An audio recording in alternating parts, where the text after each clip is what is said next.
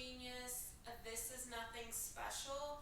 I just think that a lot of us neglect the fact that we are athletes as riders, and training yourself as such is crucial.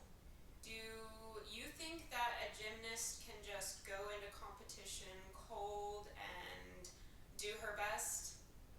Absolutely not, and neither can you. Maybe you're just getting up, getting going, or you've been sitting in the car, driving to the barn or to a show. I know that I have driven an hour plus to a lesson or a show, and when I get there, I just cannot seem to get anything done, and I feel like a flopping fish, and I suck. And it used to be so frustrating, but then I learned about myofascial tissue and how it works. You may be familiar with fascia if you've ever dissected an animal for like science class, or if you've ever skinned a deer. See, that's normal around here. But it's the like little thin white layer of tissue that holds your skin onto your muscle, like it attaches it. And for a long time, that's really all we thought it did. Now we understand it as like a moldable glove that encompasses the entire body. It's pretty slow to get molding though, especially after you've been sitting a while, i.e. the car or truck or at a computer. So if you automatically go from sedentary to trying to ride without warming up, your myofascial glove is still stuck in that seated position. This stretching and mobility flow is super easy to knock out before a ride at the trailer or in the barn. So before you ask your pony to give you his best, make sure that you're giving him your best. I like to warm up with a simple forward fold. Elephant walks are one of my favorite stretches. Come into a forward fold as low as is comfortable for you.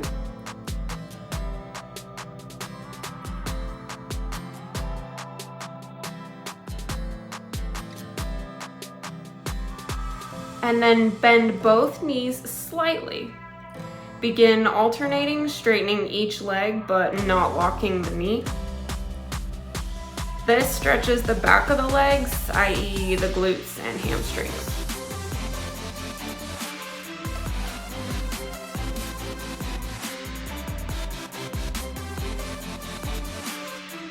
For the straddle stretch, walk the feet out as wide as possible.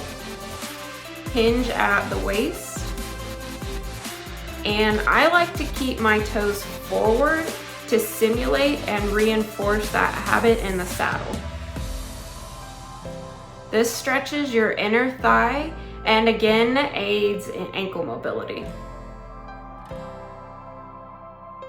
Be sure to roll up to a standing position, thinking about stacking each vertebrae over the last one with a nice big shoulder roll back at the top. Our next stretch is going to be the pigeon pose, and it is a fantastic hip opener. It is imperative to a good seat that your muscles be relaxed and elastic enough to wrap around your horse. You can't sit up there like an A-frame. I am admittedly not that great at this pose, but I'm better than I used to be, and I want to continue progressing. Start in a plank position and step 1 foot forward and through. The idea here is to lay it across with your knee like at a 90. I can only get to about a 45, so really just wherever you're at and whatever is comfortable for you.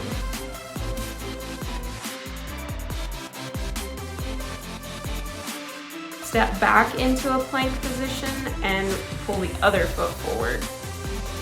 Stay here as long as you like. for as short as you can.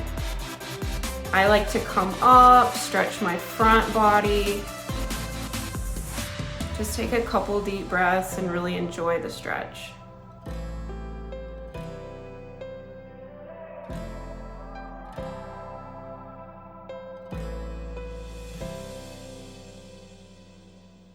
I love to practice 90-90s. These get their name from keeping both legs and ankles fixed at 90 degrees. These are great and to me hit just a little different than the pigeon pose. They are also a good modification if you just can't quite do the pigeon pose yet. I like to hold a fold over each side again. I just love to relax and enjoy the stretch. Then I begin alternating sides by rotating the legs up and over, back and forth.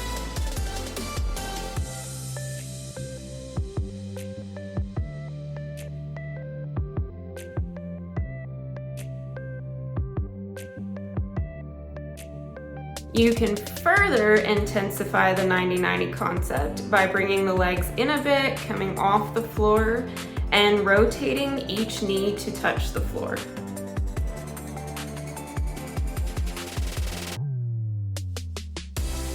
I really just like to move in a way that feels good.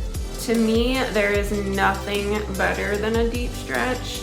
So I move into this maneuver. I don't know what you want to call it, but I come into a low squat, place my elbows inside my knees, and push outwardly, stretching the groin. I then begin alternating between a low squat and a forward fold.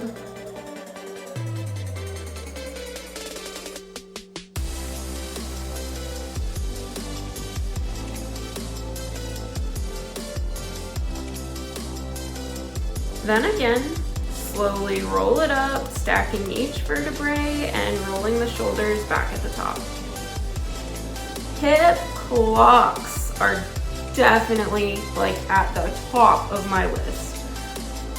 Coming into a kneeling position, walk the foot out to the side at a 90-degree angle.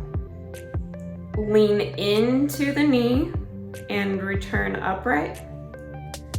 Then sit back on the other heel and return upright. Walk the foot back in and repeat 5 to 10 times on each side.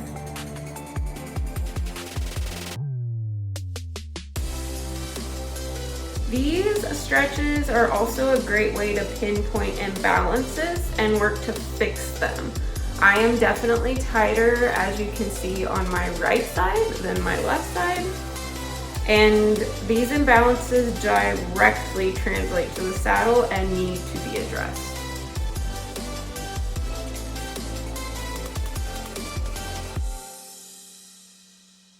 Low lunges are seriously my least favorite, but that's how I know I need to practice them.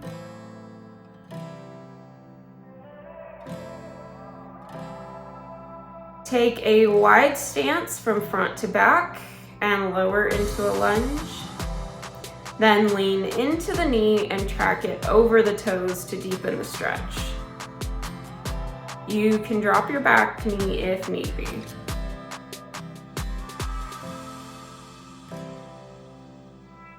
My last tip and trick for this week is another nameless movement, but it is a game changer nonetheless. Remember how last week we talked about needing to be strong to be flexible? This one directly correlates to that. In order for you to confidently drop your weight into your heels in the stirrup, your ankles have to be strong and mobile. Sit with your leg on a bench or other surface with just your ankle off the end. Place a kettlebell, which I have linked below if you don't have any, over your toes and flex your ankle with a full range of motion. Slow and controlled for 12 to 15 reps per side.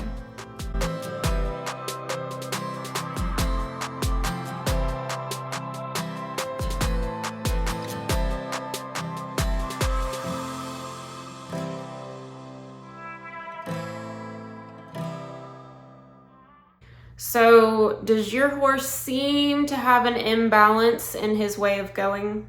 Check your body first, because it could be you who is tight or rigid to one side.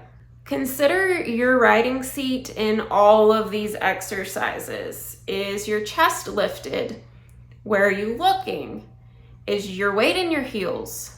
This is the perfect time to reinforce all of those habits. If you struggle to be fluid or flexible in a joint, address it. It is so important to give your horse the best version of yourself when you're asking him to be the best version of him or herself if you're mare people. So please, if you found value in this video, give it a thumbs up, subscribe, and click the notification bell so you never miss a video. And above all else, enjoy your ponies. See y'all next week.